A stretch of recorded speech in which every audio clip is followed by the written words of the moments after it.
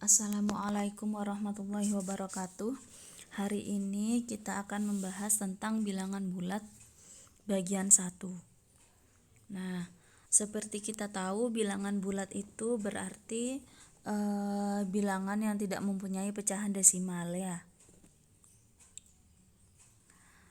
Atau bisa juga bilangan rasional yang B-nya sama dengan 1. Jadi bilangan bulat itu tidak punya pecahan atau desimal. Nah, sekarang kita akan mempelajari tentang bilangan bulat. Yang pertama yaitu sifat pembagian bilangan bulat. Definisi 5.2. Misalkan A dan B adalah dua bilangan bulat dengan syarat A sama dengan 0. A tidak sama dengan 0 ini ya maksudnya. Ini keliru nulis saya. A tidak sama dengan 0. Kita menyatakan bahwa A habis membagi B jika terdapat bilangan bulat C sedemikian hingga B sama dengan A kali C. Nah, jadi ini notasinya. A habis membagi B jika B sama dengan A dikali C. Dengan C itu adalah anggota bilangan bulat dan A tidak sama dengan 0.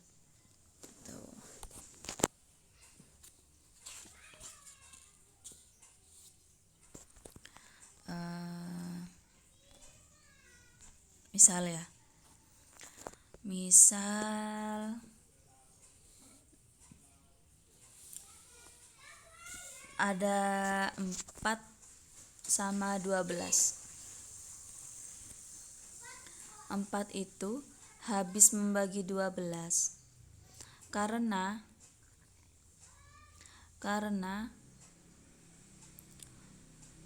12 itu kalau dibagi 4 sama dengan 3 ya.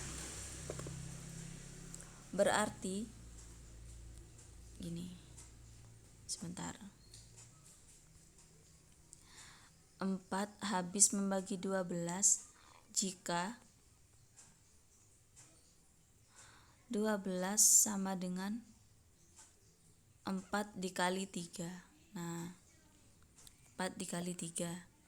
3-nya ini kan bilangan bulat ya. Dan A-nya juga bukan 0. A-nya kan ini.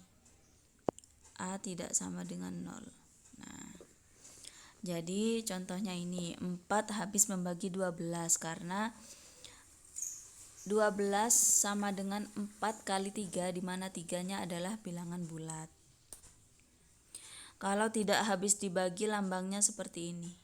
Nah, misal 3 sama 2. Nah, gitu. Lambangnya seperti itu.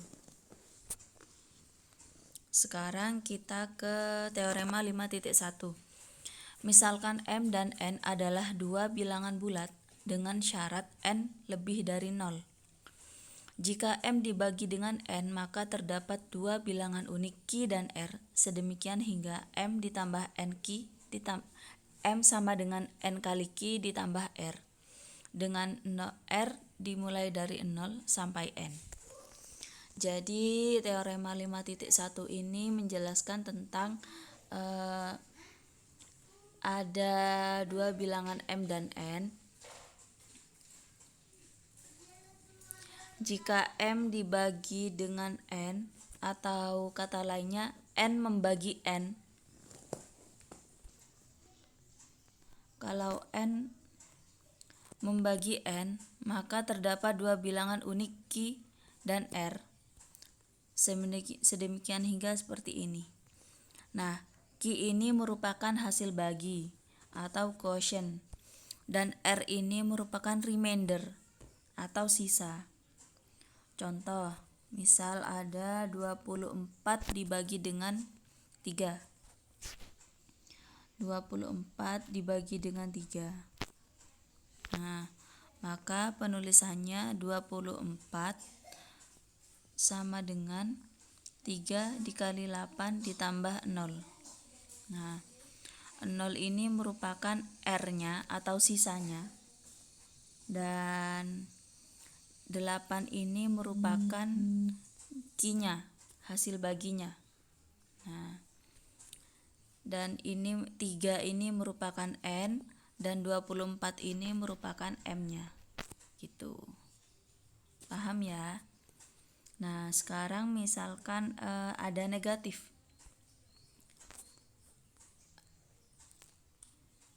Min 22 dibagi dengan 3. Nah, maka menjadi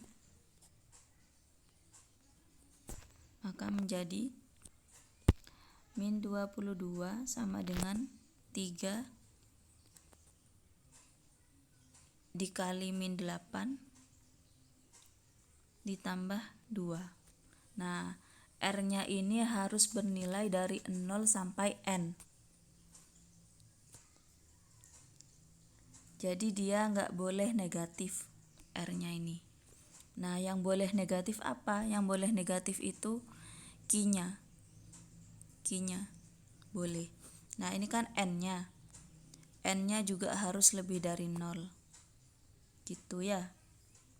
Jadi yang boleh negatif itu Q-nya. Untuk R-nya dimulai dari 0 sampai N, dan untuk N-nya sendiri lebih dari 0. Seperti itu ya. Nah,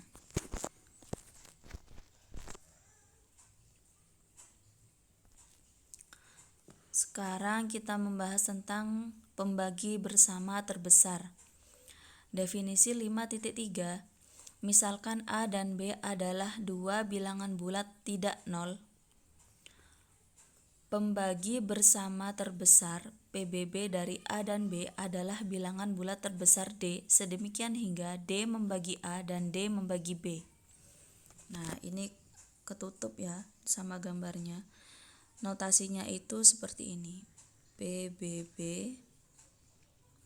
nah, A dan B sama dengan D. Gitu ya.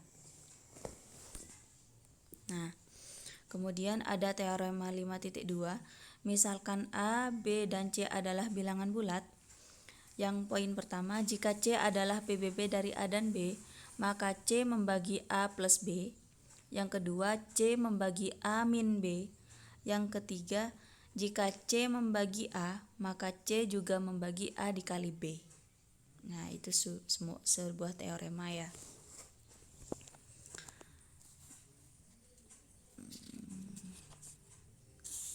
Jadi misalkan seperti ini.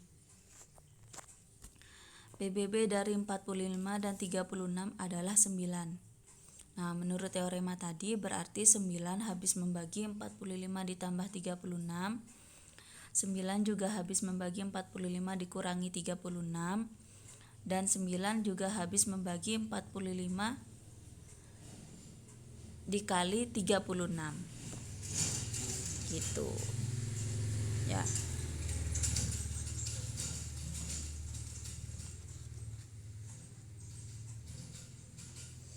Paham ya sama teorema ini ya? Nah, sekarang kita lanjut ke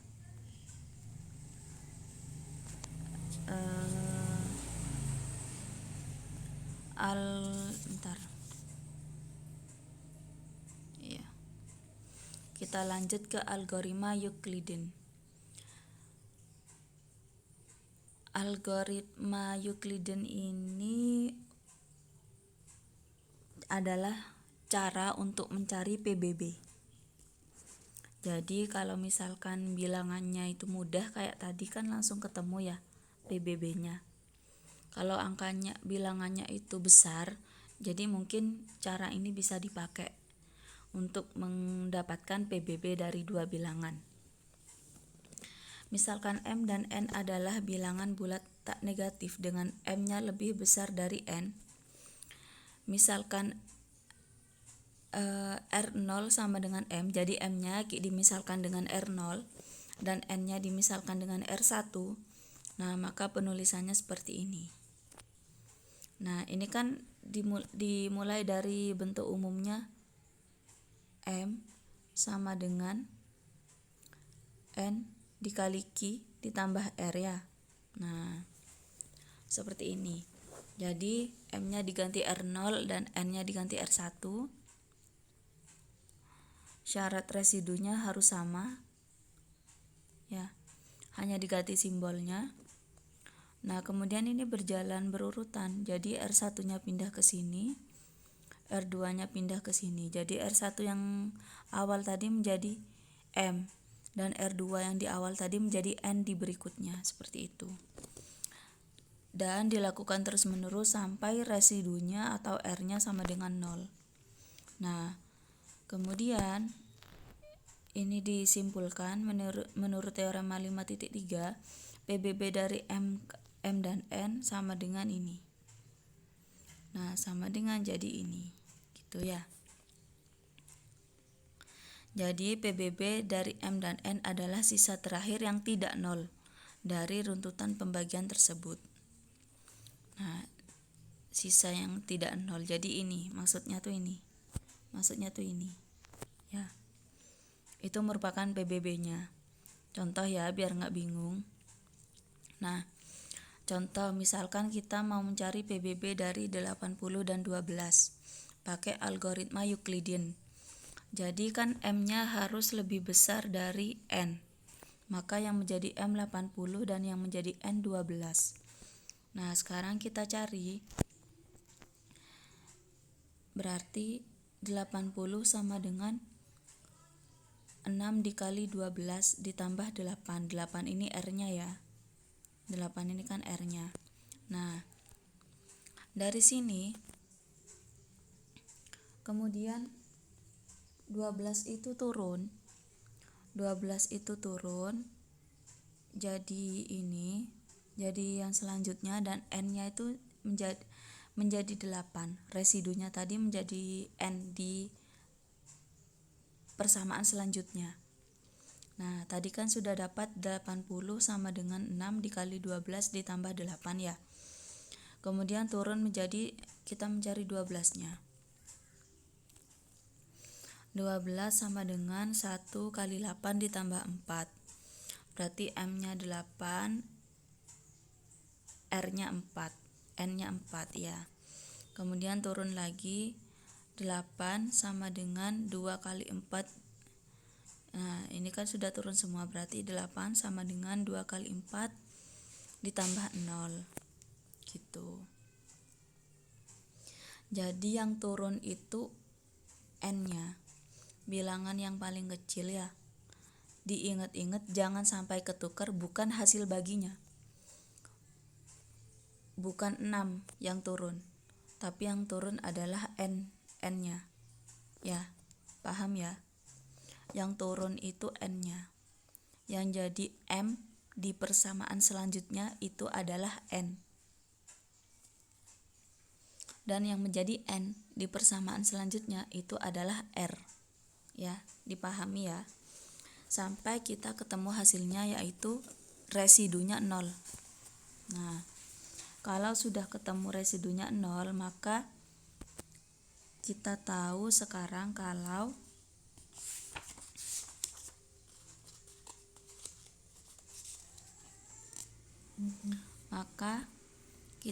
bahwa P-nya PBB dari 80 sama 12 itu sama dengan 4. Nah, jadi PBB dari PBB dari ini, PBB dari 80 dan 12 itu adalah ini. Nah, gak kelihatan ya? Kelihatan kan tadi 4 ya? Nah, 4 itu. Ini atau ini. Residu terakhir sebelum R-nya menjadi 0. Jadi persamaan terakhir sebelum R-nya itu menjadi 0 itu merupakan PBB-nya. Ya. Jadi PBB dari 80 sama 12 itu sama dengan 4. Nah, 4 itu adalah diambil dari ini. Residu sebelum mendapatkan residu yang 0. Ya, jadi di atasnya gitu ya. Itu merupakan R-nya.